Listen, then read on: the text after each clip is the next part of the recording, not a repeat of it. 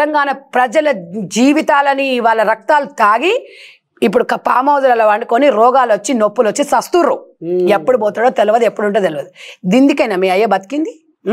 ఇవాళ మీ చెల్లె ఓదిక్కు, నువ్వు ఓదిక్కు, ఏం బతుకులరా మీవి? ఇది అరా చరిత్ర? కేసీఆర్ పిల్లలంటే ఎంత పేరు తెచ్చుకోవాలి? ఏం తింటారా? ఏం కోట్లు తింటారా?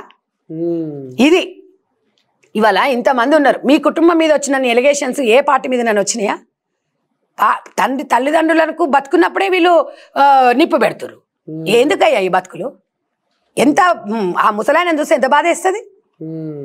ఎందుకంటే ఆయన ఇవాళ ప్రతి ఒక్కరికి కూడా కేసీఆర్ అంటే ఒక పెద్ద మనిషిగానే నేను కూడా దండం పెడతా. కానీ ఇవాళ మీరుండి ఏం చేస్తారు? ఓడిపోయింది ఒక బాధ, గద్దలు ఇట్లా అయిపోయాయి నా కడుపులో పుట్టిన వాళ్ళని ఇది బాధ. ఇంకేం బతకమంటావు ఆయనను? ఇంకేం వచ్చి మాట్లాడమంటావు? ఇప్పుడు ఇంత బతుకు ఇంటే కదా వచ్చినట్టు ఆయన వచ్చి బయట మాట్లాడితే 4 రానరు.